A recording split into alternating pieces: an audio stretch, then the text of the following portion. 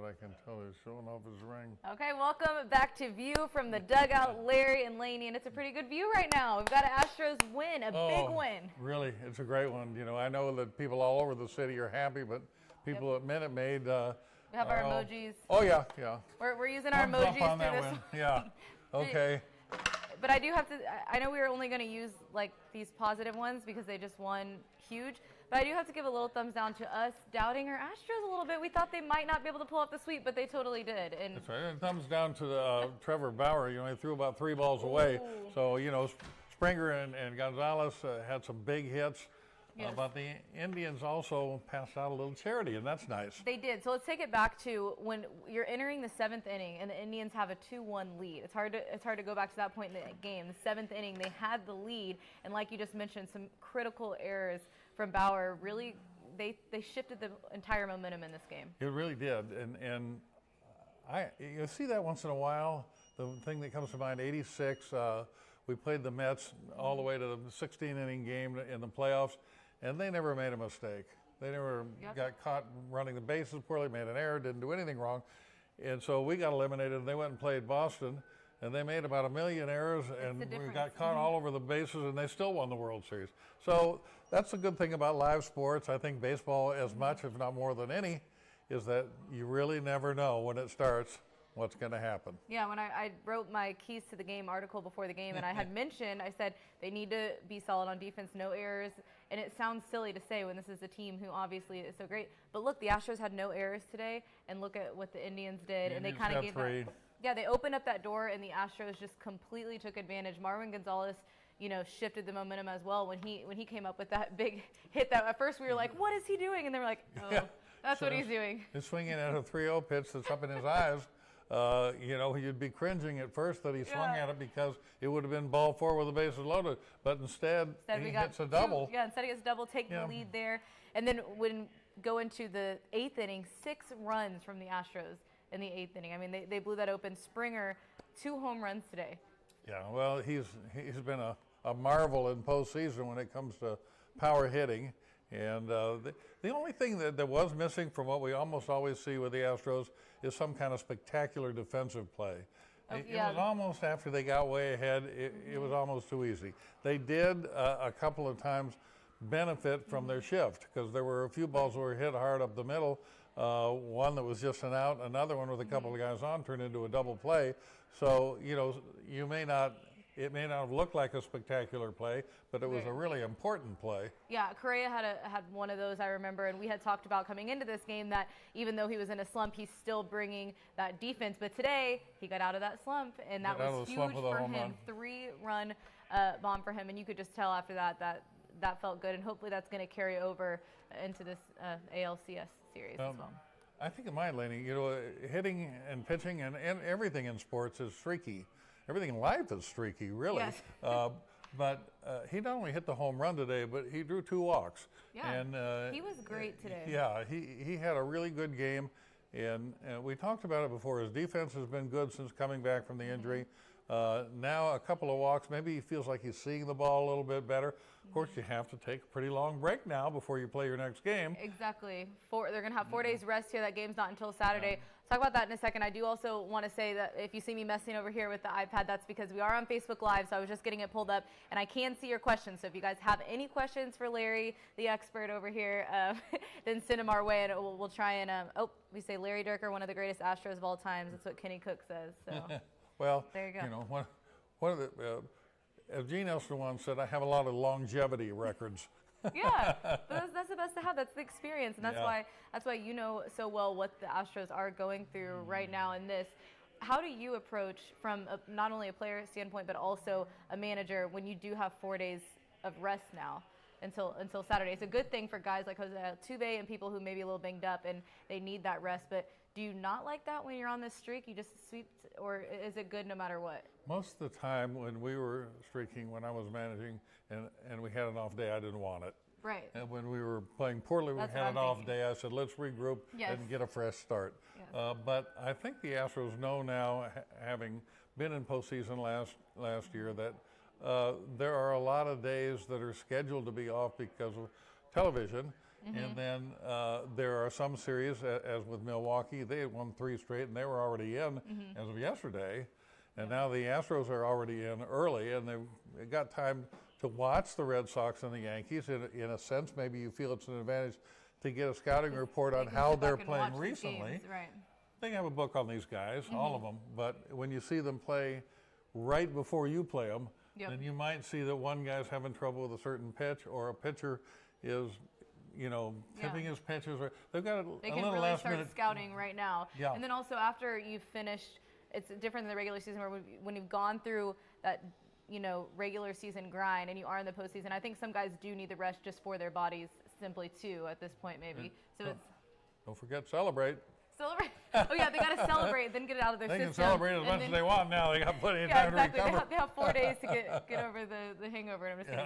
Okay, so we do have a question. Let's see. Oh, what was the score? 11-3 Astros was the score. And then who will the Astros play, Red Sox or Yankees? So on that topic, where do you think? So it's Saturday. They're either going to play in Boston if the Red Sox win, or they'll be playing at home if the Yankees win. Yeah, the Red Sox had more wins than any other team, so they're home all the way if they keep winning. The Yankees, I think the Astros have had a little more trouble with the Yankees in the last couple of years than the Red Sox. They've really handled the Red Sox pretty well at Fenway Park. So you think that's a better matchup for the Well, Astros, possibly? not necessarily, because even though they've played better on the road than at home, I'd still like to be at home and have 4 games there instead of 3 if it goes 7. Yeah, because imagine if they start out that series the same way they did this one, 2 wins at home, then it's like, all right, pressure's off a little bit. That's the way it seemed. And then we went to New York last year and lost 3 straight and came back to Minute Maid, and everybody is saying, well, surely the Yankees can win 1 out of 2 games. Yeah. But they didn't, and the Astros went on to play the Dodgers. Very true, very true. So we know at this point in the postseason, there's not really just a good matchup. Everybody's tough at this point. Anybody can win at any day. And but the only thing you don't expect is what we had today, is an easy lopsided victory. And that's why whenever we first started, I gave us the thumbs down, just because. Yeah. And don't forget this one. Okay, but that's the biggest one. But I did give us a little thumbs down, only because we said coming into this, we both, of course, we're not going to be surprised by the Astros sweeping. I mean, the Astros are amazing right now. But we also thought, we could see Cleveland really pulling this one off, and they did not stand a chance. And that's the thing, you can never count the Astros out. It doesn't matter what inning it is. And you even called it too. You said, I don't think they'll win. The Indians will win with 2 runs. When they were up 2-1, you said, I don't see them winning with 2 runs. No, and you were right. We were already in their bullpen, and I felt like we were getting some pitches to hit and not hitting them. And with the Astros, that usually doesn't last for 9 innings. If they're getting pitches to hit, they're eventually going to hit them. Shout out to Kiana, my friend who's watching and just said hi to me. What's up, Kiana? But also, let's talk about the bullpen a little bit, because were you impressed with, Hinch had the move to bring in McHugh. He was good. Did he?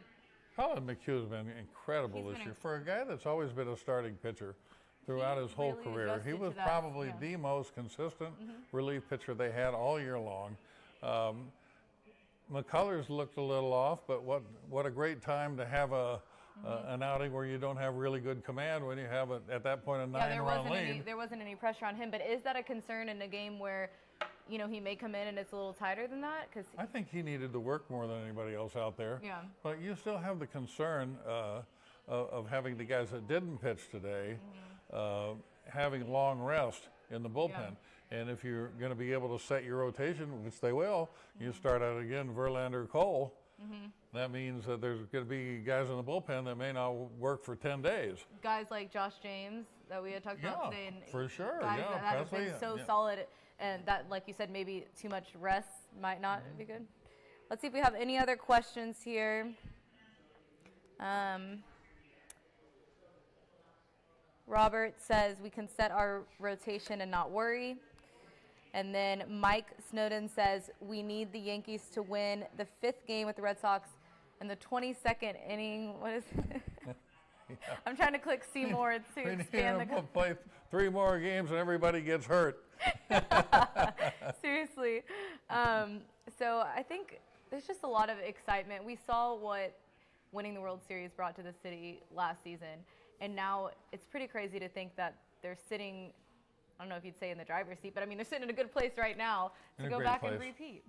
Well, you know, I've been kind of a spoil sport with all the fans that come up to me saying, "We going again? We going all the way?" Yeah. And I said, "We can. You know, we can. definitely will be in the playoffs." Very But tough, when the but- playoffs start, every Right. single team that's in the playoffs is less than 50-50. So the odds are against you Yep. as soon as you go in, no matter who you are. And but they've taken the first step, and it's a big one. Robert Salinas says, do you think Carlos Correa hitting the homer will help his confidence? Absolutely. I think the more of those he gets, and even just like you said, playing this great game today, he got on. How many times did he get to base? Twice. He walked twice. He walked twice and he hit a home run. A three-run I think home- you know the 2 walks may be almost as important as the home run Right. because what hitters will tell you when they're struggling is that they don't see the ball good. They're not identifying the breaking ball and they're swinging at pitches that aren't strikes. And when you're doing that, it affects your confidence. And he was moved.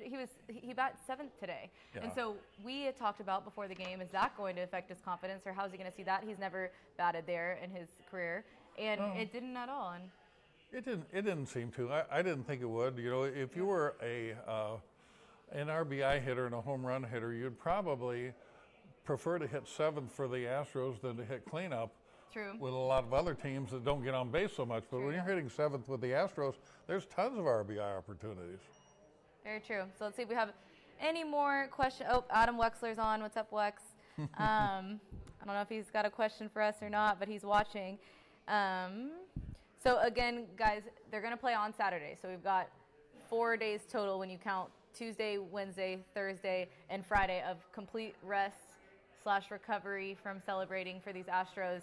And then they will either be in Boston on Saturday night if the Red Sox win that series, or they'll be here at home against the Yankees. So I don't know who you all would prefer them to face. You say Red Sox? I would say home. You know, Yankees win, you start at home. Okay.